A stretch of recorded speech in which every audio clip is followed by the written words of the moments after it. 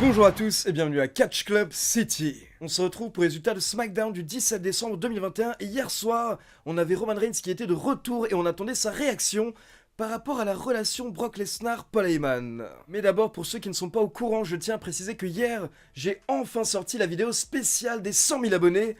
Et c'est potentiellement la plus grande vidéo de l'histoire de Catch Club. C'est le plus grand projet sur lequel j'ai bossé. Il y a énormément de guests. C'est très différent de ce que je fais habituellement. Mais honnêtement, je pense que c'est la meilleure vidéo que j'ai fait de ma vie. Donc vraiment, je ne peux que vous conseiller d'aller checker cette vidéo parce que je pense qu'elle peut plaire à tous les fans de catch et même en général les fans de séries. Et merci à tous ceux qui ont laissé des commentaires. Pour le moment, vos réactions sont géniales. Apparemment, vous avez trouvé la vidéo incroyable. On enchaîne avec les résultats de SmackDown, et donc d'abord, on a une petite vidéo qui nous rappelle ce qui s'est passé la semaine dernière entre Brock Lesnar, Sami Zayn et Paul Heyman. Puis derrière, nous avons une caméra qui passe sur le parking, et là, on peut voir Paul Heyman avec le titre universel qui attend. Donc bien entendu, il attend l'arrivée de Roman Reigns. Et derrière, nous avons les commentateurs qui nous accueillent, donc Michael Cole et Pat McAfee. Et Michael Cole précise que Paul Heyman attend au même spot depuis des heures. Et à côté de ça, Pat McAfee nous précise qu'apparemment, Paul Heyman n'a pas eu de communication avec Roman Reigns depuis la semaine dernière. Donc ce soir, la réaction de Roman Reigns va être une surprise pour Paul Heyman, mais également pour nous. Et derrière, on démarre directement avec un match par équipe avec Sasha Banks et Toni Storm contre Charlotte Flair et Shotzi. Et bien entendu, il y a deux rivalités dans ce match avec Shotzi contre Sasha d'un côté et Charlotte contre Toni Storm de l'autre. Donc justement, à la fin, on se retrouve avec la championne Charlotte et Toni Storm dans le ring. Et là, Charlotte est en train de dominer. Donc elle monte sur les cordes, elle tente son double moonsault. Mais là, Toni Storm relève ses genoux, donc Charlotte est KO. Et derrière, Toni Storm enchaîne avec un roll-up et le pont pour la victoire. Donc hier soir, Toni Storm a réussi à effectuer le tombé sur la championne en titre. Donc ça va un petit peu relancer la rivalité entre les deux catcheuses. Et à côté de ça, il faut préciser que c'était un excellent match d'environ 19 minutes. Et justement, après le match, on peut voir que Toni Storm est choquée d'avoir effectué le tombé sur Charlotte. Et du coup, Sasha Banks vient fêter avec elle. Ensuite, on passe en coulisses et on retrouve le roi King Woods sur son trône avec plusieurs catcheurs autour de lui. Mais rapidement, tout le petit groupe a été interrompu par les Usos qui sont venus se moquer de King Woods en disant que King Woods adore se déguiser, il adore les cosplays parce qu'il adore faire semblant, parce qu'il sait qu'il n'est rien en réalité. Donc là, on a eu un petit peu de trash talk entre les Usos et le New Day, et derrière, les New Day ont déclaré qu'ils vont battre les Usos ce soir et à Day One. Mais pour info, lors de SmackDown, le match ne sera pas pour les titres, alors que lors de Day One, bien entendu, les titres par équipe de SmackDown seront en jeu. Puis dans un autre coin des coulisses, on retrouve Natalya pour une petite interview.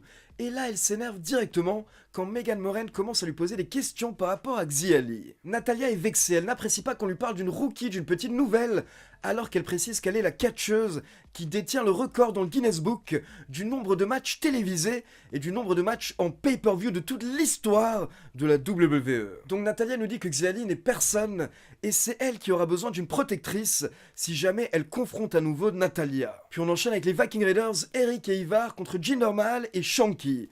Et là, pas vraiment de suspense, ce sont les Viking Raiders qui ont remporté le match en environ 5 minutes avec un splash de Ivar sur Shanky. Ensuite, nous avons une petite vidéo qui nous rappelle que la semaine dernière, Drew McIntyre s'est énervé et il avait planté son épée dans le bureau de Adam Pearce. Et derrière, Madcap Moss et Corbin avaient justement volé le bureau avec l'épée. Puis on repasse sur le parking et on peut voir Paul Heyman qui attend toujours. Et là, nous avons une voiture qui arrive. Donc Paul Heyman sourit, la porte s'ouvre, mais là, d'un coup, Paul Heyman change un petit peu d'expression. Car en fait, c'est Brock Lesnar qui sort de la voiture. Et donc Lesnar dit à Paul Heyman: Ah, tu t'attendais à Roman Reigns, j'imagine. Bonne chance par rapport à ça. Et donc Paul Heyman n'est pas bien, il répond simplement merci, merci. Et derrière, Brock Lesnar lui met une petite tape sur le dos et il s'en va. Puis on enchaîne avec le segment de Corbin Happy Talk. Donc on retrouve Corbin et Madcap Moss dans le ring. Et là, on a Madcap Moss qui nous sort ses blagues de merde. Et pendant ce temps, Corbin est mort de rire. Et donc juste une petite remarque par rapport à ce délire entre Moss et Corbin. Alors je comprends totalement la dynamique. Ils sont censés être tellement mauvais, tellement pas drôles, que du coup ça en devient détestable. Mais honnêtement, là, c'est limite un petit peu chiant. C'est même plus divertissant. Alors que lors des premières semaines de la gimmick de Corbin, il était détestable, mais en même temps, il était un petit peu divertissant. Hier soir, c'était juste chiant. Et donc, pour info, dans le ring, il y avait la fameuse table avec l'épée de McIntyre. Et là, on a eu un petit délire à la Excalibur, on a Corbin et Madcap Moss qui ont tenté de retirer l'épée de la table, mais ils n'ont pas réussi. Et donc forcément McIntyre a fait son entrée et là il s'est débarrassé de Madcap Moss, de Corbin et lui, il a bien réussi à retirer l'épée, donc McIntyre est bien l'élu. Et à la fin il a même tenté de mettre un coup d'épée à Corbin, mais heureusement Madcap Moss a tiré Corbin en dehors du ring juste à temps. Puis on passe en coulisses et on retrouve Sami Zayn dans le bureau de Adam Pearce et Sonya Deville, et bien entendu, Sami Zayn est là pour se plaindre. Il dit qu'il s'est fait voler lors de son opportunité face à Roman Reigns pour le titre universel, et il y a environ un an il s'est fait voler par rapport au titre intercontinental. Donc Sami Zayn dit que comme on est dans la période de Noël, il faudrait dorénavant qu'on lui donne un petit peu, il veut des cadeaux, il veut de nouvelles opportunités. Et là Adam Pearce et Sonya Deville sont plus ou moins du même avis, donc ils acceptent de donner une opportunité à Sami Zayn. Il lui annonce que la semaine prochaine il fera partie d'un gauntlet match avec 12 catcheurs et le vainqueur aura une opportunité au titre intercontinental. Puis on continue avec Ridge Holland qui fait son entrée accompagné par Sheamus car il va affronter Cesaro. Mais avant le début du match, Ridge Holland attaque Cesaro, il lui met un coup au niveau des côtes avec une sorte de bâton. Les commentateurs ont appelé ça un Billy Club. Donc là forcément Cesaro n'est pas bien, on a une petite page de pub et derrière, l'arbitre demande à Cesaro s'il veut tout de même catcher et Cesaro dit oui, sonne la cloche, je veux démarrer le match. Mais malheureusement derrière, Cesaro était clairement en train de galérer pendant tout le match, il n'arrêtait pas de se tenir les côtes et en plus, on a Sheamus qui est intervenu pour distraire Cesaro. Et donc ça a permis à Ridge Holland de s'acharner encore plus sur les côtes de Cesaro. Et derrière, il a enchaîné avec un Power Slam pour la victoire. Donc d'un côté c'est bien parce que Ridge Holland est nouveau dans le roster principal, donc il a besoin de victoire. Et à côté de ça, Cesaro a été protégé dans la défaite avec ce petit angle de blessure. Ensuite, rapidement, on a une caméra qui nous montre que Drew McIntyre est en coulisses. Il se balade avec son épée et il cherche Corbin et Moss. Puis on retourne dans l'arène et on retrouve Naomi sur le ring pour une petite promo. Et bien entendu, encore une fois, Naomi s'adresse à Sonya Deville. Naomi nous dit que chaque année, elle fait une liste de cadeaux qu'elle souhaite pour Noël, mais cette année, elle n'a qu'une seule chose sur sa liste. Elle souhaite un match face à Sonya Deville. Elle nous dit que Sonya Deville a tout fait ces dernières semaines, sauf catcher un contre un face à elle. Donc elle demande à Sonya Deville de la rejoindre tout de suite, face à face dans le ring. Et là, Sonya Deville fait son entrée, mais elle répète que Naomi n'a rien compris. Quand Sonya Deville a son costume, elle ne catche pas, elle est une officielle, elle est la boss de Naomi. Donc à la place ce soir, Deville nous annonce que Naomi va affronter Shayna Baszler, mais malgré tout, Deville s'approche du ring et à la fin, elle monte même sur le ring. Elle fait semblant d'enlever sa veste, mais d'un coup, Shayna Baszler arrive par derrière pour attaquer Naomi. Donc là, Sonya Deville sort du ring et elle fait sonner la cloche, et directement Shayna Baszler porte une sorte de clé de jambe. Mais là, Naomi réussit à reprendre l'avantage, elle réussit à se positionner par-dessus Shayna Baszler, et elle porte une sorte de tombée, elle le sort de nulle part, pour la victoire. Donc alors que c'était très mal parti pour elle, au final, Naomi remporte le match par surprise en 30 secondes, et derrière elle sort du ring, et encore une fois elle confronte Sonya Deville, mais bien entendu, elle ne la frappe pas, car elle n'a pas le droit de frapper une officielle. Et juste au passage, je rappelle qu'on ne sait toujours pas pourquoi est-ce que Sonya Deville en veut tellement à Naomi. Ensuite, on repasse en coulisses et on retrouve Corbin et Moss qui sont en train de se cacher, mais là, Megan Morant les trouve et elle leur pose quelques questions. Et là, d'un coup, Corbin annonce qu'ils n'ont pas peur et surtout, il annonce que Moss va affronter McIntyre lors du prochain pay-per-view Day One.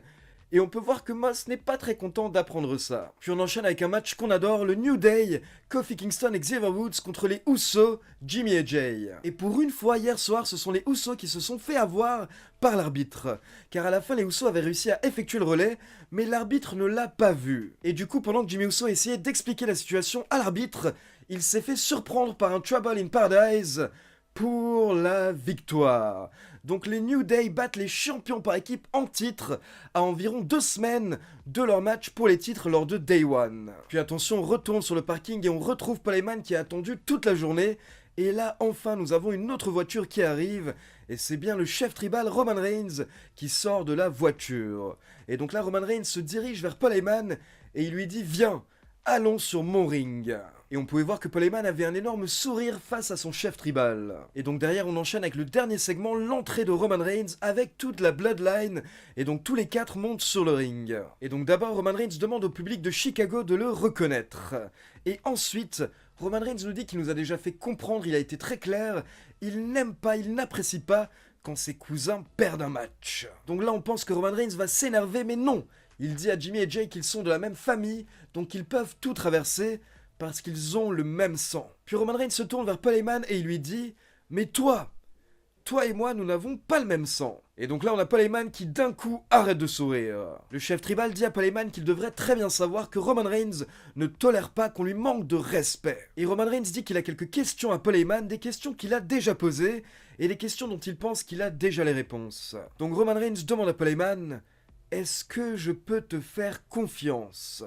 Est-ce que tu savais que Brock Lesnar allait être à SummerSlam ? Est-ce que tu savais que Brock Lesnar allait être au Madison Square Garden ? Et est-ce que tu savais que la suspension de Brock Lesnar allait être levée ? Mais surtout, est-ce que tu es un conseiller spécial ou est-ce que tu es un avocat ? Donc en gros, est-ce que tu es avec moi ou est-ce que tu es avec Brock Lesnar ? Et enfin, Roman Reigns demande à Paul Heyman pourquoi est-ce qu'il protège Brock Lesnar ? Et là, on peut voir que Paul Heyman n'est pas bien. Il veut répondre, donc il tente de prendre le micro de Roman Reigns, mais là, Roman Reigns ne lâche pas. Donc Paul Heyman va chercher un autre micro, et là, il répond « Mon cher chef tribal, je n'essaye pas de protéger Brock Lesnar de toi, mais j'essaye de te protéger de Brock Lesnar. » Et donc là, on peut voir le chef tribal qui ne s'attendait pas forcément à cette réponse, mais directement, il réagit, et il prend Paul Heyman dans ses bras, et il le remercie pour son honnêteté, et il le remercie pour sa loyauté et ses services envers sa famille ces 40 dernières années.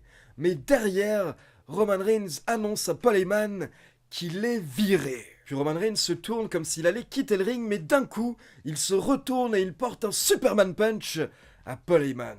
Puis Roman Reigns envoie les Usos ramener 2 chaises car apparemment il veut porter un concerto à Paul Heyman, mais là, heureusement, Brock Lesnar fait son entrée. Donc Reigns envoie les Usos attaquer Lesnar, mais là Lesnar se débarrasse d'eux, et ensuite Lesnar tourne autour du ring comme s'il tournait autour de sa proie. Puis d'un coup il monte sur le ring, mais là Roman Reigns l'accueille avec plusieurs coups de chaise, 4-5 coups de chaise. Mais au final Brock Lesnar reprend l'avantage, il se relève, et il porte non pas un, mais 2 F5 au chef tribal. Et donc ça fait des mois que c'était tendu entre Paul Heyman et Roman Reigns, et ça a enfin explosé hier soir, et maintenant j'ai hâte de voir la suite, et je me demande si Brock Lesnar va reprendre Paul Heyman. Donc voilà, c'est tout pour les résultats de SmackDown. Maintenant, comme d'habitude, c'est à vous. N'hésitez pas à me laisser vos avis dans les commentaires. Dites-moi si, selon vous, Brock Lesnar va reprendre Paul Heyman ou pas. Et comme d'habitude, n'oubliez pas de liker la vidéo, de vous abonner à la chaîne et de cliquer sur la petite cloche pour être informé de la sortie des prochaines vidéos. Ciao tout le monde!